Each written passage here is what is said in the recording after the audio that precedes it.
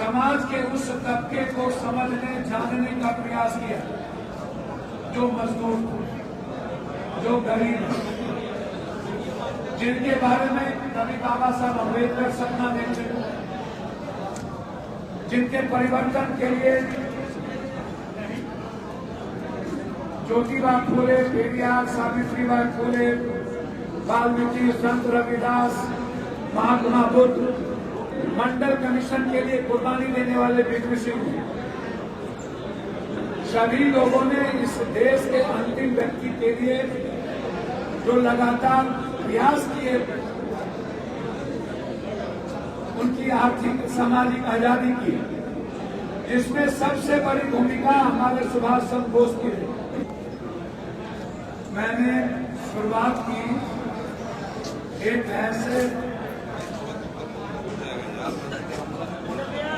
क्रांतिकारी प्रतीक, एक ऐसे कर्मवीर, एक ऐसे योद्धा, एक ऐसे आवाज जो 140 करोड़ की उम्मीद है, जो इस देश के संविधान की रक्षा के लिए सभी तरह के अपमान को सहने को तैयार है।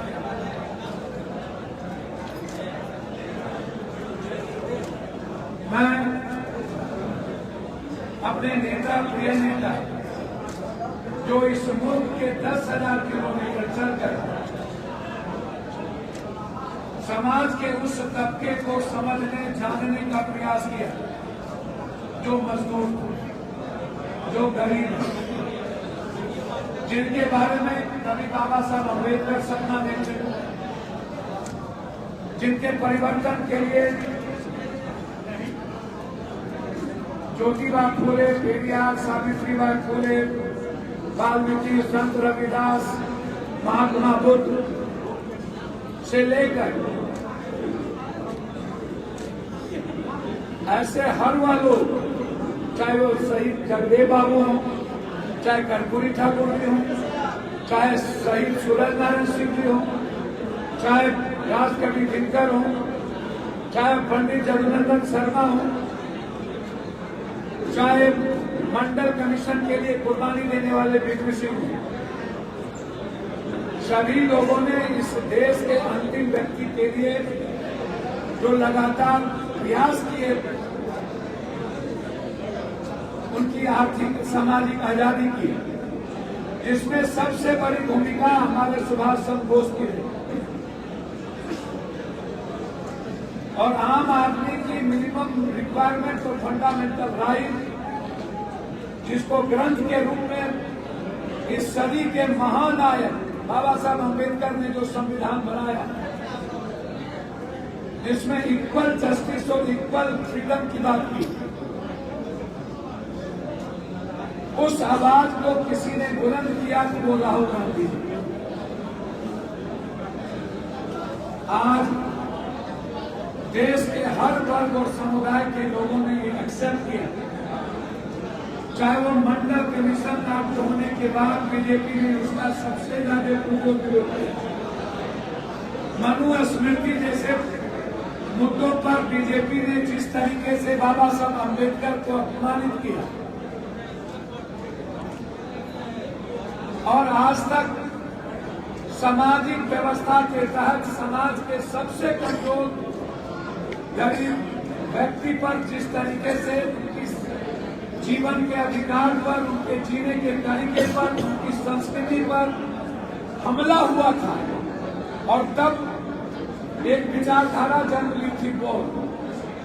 तब से लेकर के आज तक आजादी के बाद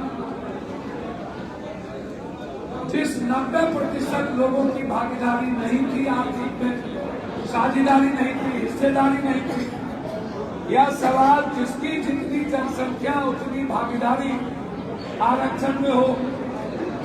यह सवाल सदियों से उठता रहा है कि हम किसी भी कीमत पर निजी क्षेत्र में आरक्षण हो, किसी भी कीमत पर राजनीतिक हिस्सेदारी हो, किसी भी कीमत पर शैक्षणिक हिस्सेदारी हो, सामाजिक हिस्सेदारी हो। जब बीपीसी ने मंडल कमीशन लागू किया तब से लेकर आज तक समाज के लोगों को न्याय नहीं मिली और राहुल गांधी जी के आने के बाद लगातार राहुल गांधी जी इस देश के अंतिम व्यक्ति की हिस्सेदारी की बात कर रहे हैं,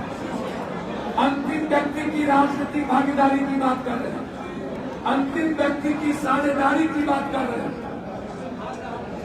और यह एक ही आवाज है,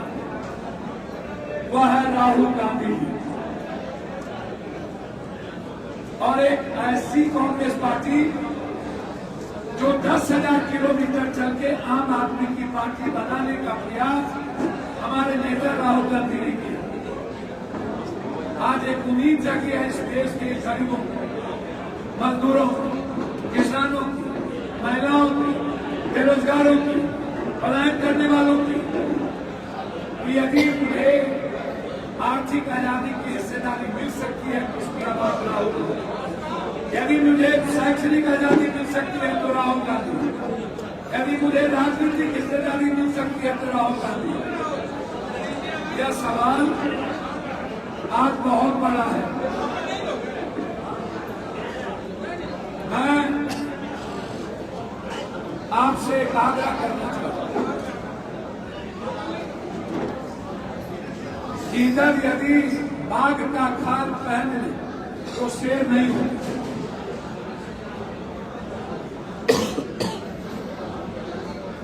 जिस तरीके से हमारे नेता को अपमानित किया गया, गालियां दी गई, जनों पर गालियां दी गई, जाति पूछा गया, पिता का नाम पूछा गया हेमंत बिस्वा के द्वारा। अनुराग ठाकुर ने कहा जिसके जात का पता नहीं। वह जो मोदी मीडिया थी, जब नक्सल की बात करते थे राहुल गांधी के बारे में, अर्बन नक्सल, मैं उस मोदी मीडिया से जानना चाहता हूं, उस अंधभक्तों से,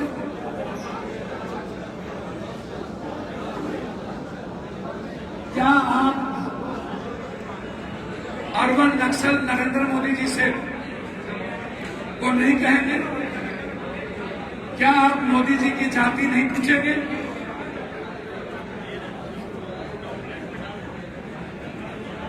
जबकि मोदी जी का ये वही जुमलेबाजी है जैसे पाकिस्तान का पानी रोक दिया गया और एक फुट पानी नहीं रुका, जैसे चुनाव में जुमलेबाजी थी, वैसे ही यह जाति जनगणना मोदी जी की गलतियों को और मोदी जी की 56 इंच की सीना को, जो बिल्कुल ही 5 इंच का सीना नहीं था, उस गलतियों को ढकने के लिए एक नया जुमलेबाजी है, जिसमें उन्होंने कहा कि मैं गणना के साथ जाति का भी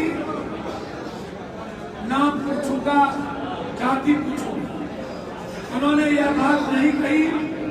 जो हमारे नेता राहुल गांधी जी ने कहा है कि हम जो तेलंगाना में जाति जनगणना किए हैं, इस देश में मुझे वही जाति जनगणना चाहिए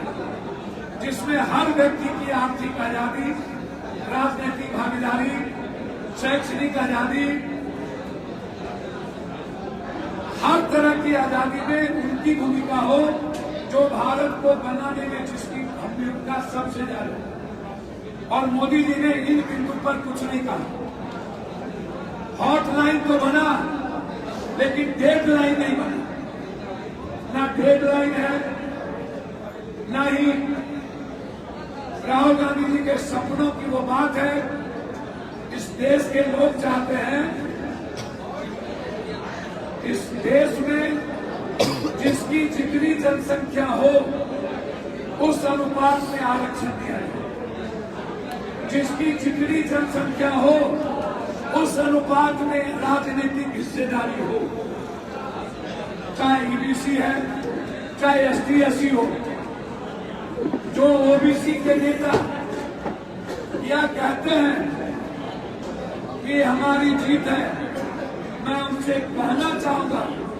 राहुल गांधी जी ने जिस तरीके से बिना डर के, बिना किसी राजनीतिक स्वार्थ के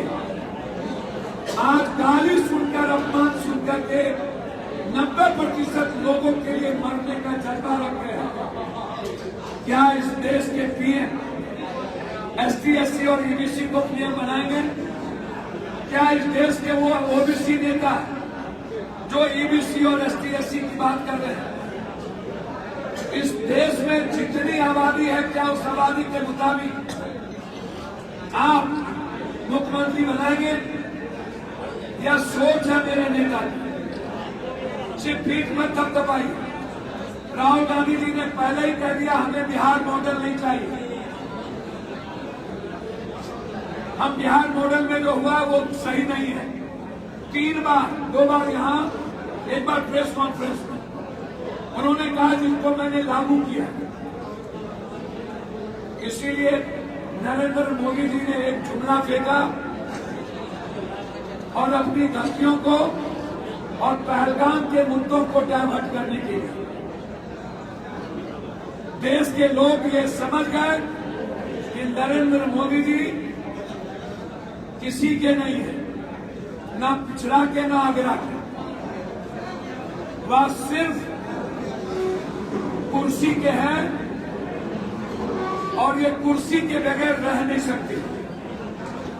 नरेंद्र मोदी जी का नाम कुर्सी मोदी रख दिया और कुर्सी के लिए इस देश को अलग अलग करना पड़े तब भी ये लोग करेंगे। इसीलिए राहुल गांधी जी का निर्णय इस देश को जोड़ने की, चाहे ऊंची जात के लोग हों,